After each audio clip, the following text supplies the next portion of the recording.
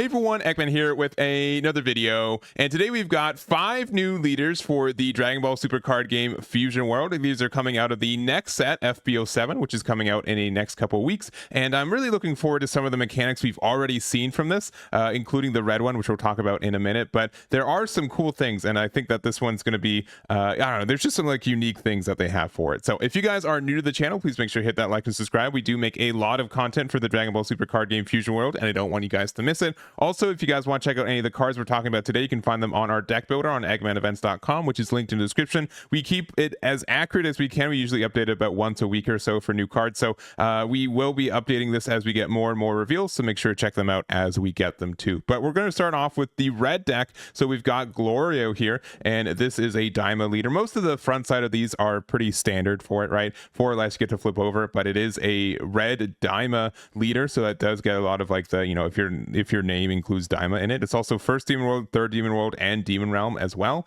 And then on the back side, when attacking, draw 1 and then activate main once per turn. Discard 1 card from your hand during this turn. The next time you would activate a skill on a Daima card in its name from your hand or battle area, reduce the skill cost by 2. So why this is important is with this new evolve mechanic. So I kind of made this known like a couple days ago and like my last stream, like I really miss like kind of the evolve mechanics, are like some of like the union absorb stuff, a lot of like the ways to level up your characters in Dragon Ball Masters. So having this mechanic back in Fusion World, I'm really excited for. So evolve for 3. So and our Son Goku Daima, our Son Goku Mini Daima with 25k power or more, and then you get to activate main once per turn if your leader has Daima and its card name, switch this card to active mode. So I'm assuming that this is a card that lets you, you know, it's only active during the like when you evolve with it, you put it on top of the specific card. So if you evolve on something rested, it stays rested, so you can still switch it to active mode in case like you need the when attacking skill to make sense. I don't know for sure, but that's just kind of my understanding based on looking at it. But honestly, having like this evolve target's really cool, and having a deck around you know, revolve around it is great. This is also like any Daima leader too, so obviously like with the Glorio effect here, it is like a 1 cost to do so as long as you discard a card from your hand. You also do have like some cards with it, so you know, on play if your leader's awakened, this card gets plus 10k power for the turn, so this becomes a 30k, which then you can evolve it into a 40k and then have it attack 40k twice for technically only what 5, but if you use the Glorio effect, you use it for 3 energy, which is pretty cheap for like a double 40k, which is really nice. So we also have like the Dr. Aaron Sue here. When you play a card with Diamond, its card name, and evolve, you get to draw 1 card. So technically, if you want to think of it this way, right? So we have let's say our board is empty. We could play this for 6, right? And then we attack 40k twice. We could play this for 2, and then we can use the effect to discard a card, and then we go 40k for 4 twice. Or we can play out Dr. Aaron Sue and then discard the card, and then we technically still get the reduction by 1 from the evolve effect. So for 5 energy, we would be able to play this out 40k twice and also have the Dr. Aaron Sue out. So having like this bit be like more modular, and like the fact that like you draw the card so you don't have to discard as much for it is kind of nice, especially like if you weren't going to use that otherwise. And if this stays on the board, obviously like you can still draw more and more cards with it too, but this is just a 5k without barrier or any protection, so it probably is going to get removed pretty easy. So pretty neat. I think that's a really cool like mechanic, and looking forward to seeing what else comes out from this evolve mechanic. We also do have this like evolving to Super Saiyan 4. It's just like a plus 25k battle card extra that lets you do it as long as you have something with evolve in its name. So obviously if Son Goku Daima is out, then you get to get that additional plus 25k. So making this like a 65k attack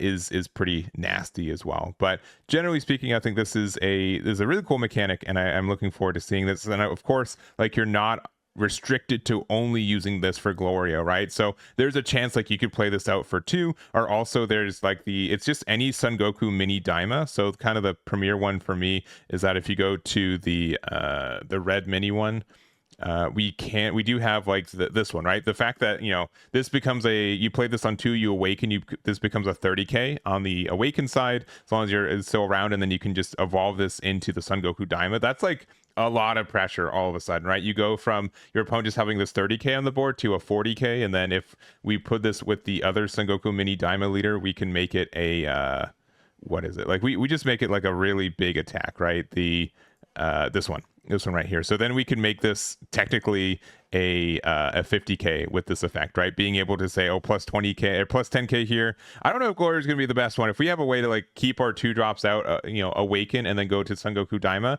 there can be a lot of pressure that comes out. So that's kind of scary there, but there it is. All right, next up we've got blue and we've got Since Shenron. So one of our, we don't really have like that much Since Shenron like GT stuff, so it's cool to see this come back to it as well. We obviously have like the baby stuff. This is our first time with like the Shadow Dragon stuff. So when awaken, so the when attacking standard, but awaken when your life is at 6 or less and you have 7 or more cards with Shadow Dragon in their special traits in your drop, you get to flip this card over. So you don't get to draw, but you do get to awaken. So being able to be a 6 life 20k leader is pretty unique. And then also permanent your turn, when you would pay the cost of an extra with Shadow Dragon into special traits from your hand once per turn, you may place the same number of cards with Shadow Dragon in their special traits as this card's cost from your drop at the bottom of your deck in a random order instead. So I don't know why they put the once per turn in the middle of it here instead of like the once per turn whatever, but it means that you get to kind of play your extras for free during your turn once per turn, which is kind of nice. So the one that we have right now is Burst Attack. Activate main during this turn. When your card with Shadow Dragon and special traits attack an opponent's battle card with cost of 5 or less,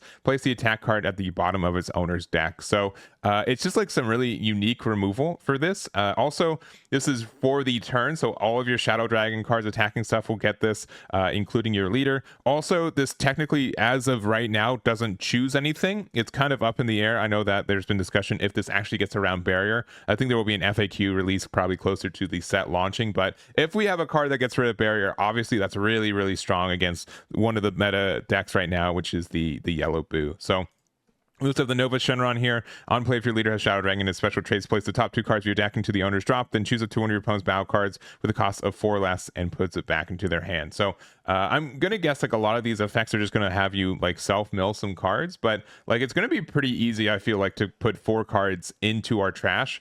For this, we also have cards like I'm thinking like 1-drop Pan as well, where this card just being able to on play, draw 2 cards, then discard 2 cards from your hand, lets you just get this additional effect. Like it just like fills up your trash very, very quickly. So I could see something like this Pan be really helpful for it as well. But that's going to be it for blue. We don't have as much going on, but I do think there are some cool mechanics with they've always tried to like give blue like a way to kind of cheat the advantage of playing cards. But I can definitely see like this card seems really good in just what it is. So maybe that will be a great way to finally make the archetype a little bit more viable. So there it is. All right, next up we got green, and so we got another Piccolo. This is a Piccolo superhero though, so this is kind of based more on the superhero movie that released a couple years ago. But front side, same kind of thing. When attacking, draw 1 card, and then activate main battle, flip over. But then also on the back side, when attacking, draw 1 and auto. When an opponent's card attacks, you may choose 1 battle card with a cost of 3 or more and superhero and its card name in your battle area. If you do switch the attack target to the chosen card, then the skill can activate for the turn. So essentially being able to turn anything into a blocker, but it's also, it doesn't need to be an active card. So we can have something like this Piccolo superhero. We can attack with it 20k. Your opponent attacks into our leader. We can then redirect it into this and get that additional draw. But also the fact that like this just prevents you from like you get like some really, really good like double strike protection because of this effect, right? As long as you have something with superhero that meets this effect, your opponent always has to be careful because you can always redirect an attack that becomes too big. So this is still like on block, right? So or at least the timing for blocking, right? So this isn't something where they combo up to 60k and you redirect it, right? It's more so just like on attack you get to redirect it, which is really unique for this too. So we also have the Gamma 1 and Gamma 2 on play. Choose just 1 battle card with the cost of 3 or less in your opponent's battle area and KO it. And then also then your leader gets superhero gets plus 5k power until the end of your opponent's next turn. So honestly, just a rare, right? Nothing too flashy with this one. Getting rid of a 3 or less is nice, but for a 5 cost, it's a little bit undertuned. But then having like this 30k that you can redirect an attack to every, once per turn is really, really nice as well. And your leader becomes a 25k, so it can be really bulky and defensive. So looking forward to seeing what more cards we get from this one. But this one looks really unique. And as you guys have probably seen with Barrier Blocker, having like a more solidified way to get around double strike or play around it means that there's like more decision making on when you use it, and I think that's really fun. So it's cool to see this from Piccolo. Next up, we've got yellow. So we've got Frieza here, and it is again pretty standard on the front side, right? But on the back side, we do have this one attacking, draw one, and end of your turn for 1 energy. Reveal the top card of your life, and if the reveal card is a battle card with a cost of 6 or less, and Frieza Clan is a special trait, you may play it. So being able to play from free off of our life is pretty unique in this game so far. So the kind of first target for it is this Mecha Frieza and King Cold. It's a blocker, and on play, if this card is placed from your life, add the top card of your deck to your life. So the fact that you get to get this recursion, like playing a 25k blocker at the end of your turn for 1, is really, really nice. I think that's a really strong effect. It seems like we're probably going to have some ways to set cards to the top of our life as well. Also, this being a 6 or less for a Frieza Clan is pretty much all the good cards, which includes, of course, the Golden Frieza. Playing this card off of your life is insane for 1, right? Even like the setup, even if you like to have to take 1 card from damage from your life, this seems like really worth it, right? To be able to cheat out a 6 drop for only 1 energy. Chances are you could play this when you're only at like 4 or 5 energy too. So like being able to get this out a turn earlier means a lot of decks won't be able to interact with it as easily, and it just gets a lot of value from it. So that seems really neat.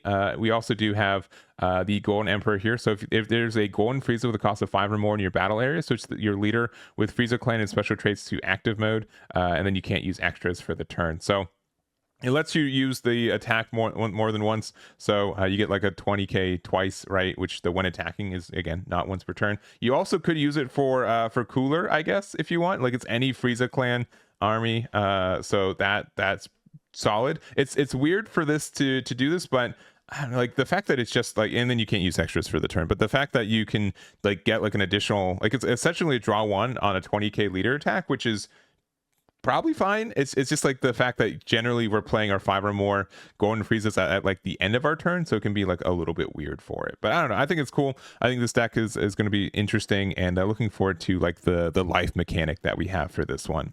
And then lastly, the most unique leader that we have for us, it is the Dragon Ball leader. So if you guys have played Dragon Ball Masters, this is essentially a wish leader with kind of the same mechanics. But I honestly, looking at it with the cards that we've seen so far, I'm not convinced this is going to be the same as like what Wish has been previously for Dragon Ball Masters, and mostly just kind of how the effects worked, right? If you kind of look at it first, it's more so if we look at the Dragon Ball from Masters, it says activate main, draw 1, right? That's how that worked. And then you got to like draw a lot, you got to cycle a lot, and then once you put your 7 Dragon Balls into your drop, you get some additional effects, right? This one is just activate main, place the top 2 cards of your deck into their owner's drop, and then also the Dragon's Radar, look through your deck and life, reveal up to 1 card with Dragon Ball and a special trait, and add it to your hand, then shuffle your deck in life. There essentially was this from Dragon Ball Masters as well, and it looked for 2. It looked for 2 of them instead of the 1. So it's kind of weird. The fact that it does let you look through your life though is nice,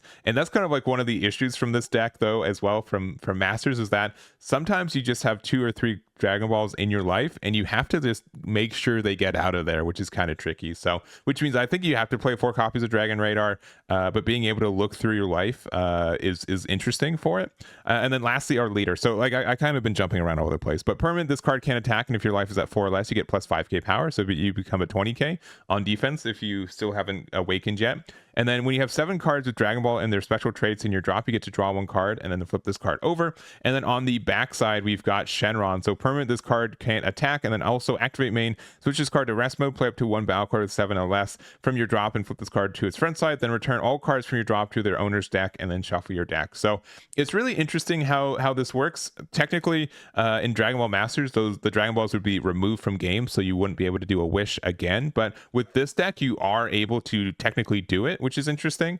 I don't know how feasible that would be. Also, playing something with cost 7 or less, probably the best card in current card pool is probably Gogeta. I think that card is like our highest costed card, that if we could cheat this out on turn 3 would be pretty nice. It also generates like an energy marker, but we'll obviously get some like 7 costs. I think that'll be kind of good for it. But kind of the other thing for this deck is that we kind of revolve around milling cards off the top of our deck into our drop, and we get some like consistency from it. But I don't know if it's just going to be like a lot of RNG for it, or if there's going to be a way for it to be kind of solidified for it. So we like Kami. So auto, when this card is placed from your deck into your drop, if your leader has a Dragon Ball into special traits, you get to get an energy marker if you don't have one, which is kind of nice. We've got the Krillin, same kind of thing. So if it's placed in the drop from the deck, if your leader's Dragon Ball, you get to play this card from your drop in. It's a free blocker. So technically, it's a draw one off of your mill effects, which is kind of nice. We have Oolong. If your leader has Dragon Ball as special traits, you get to choose one of your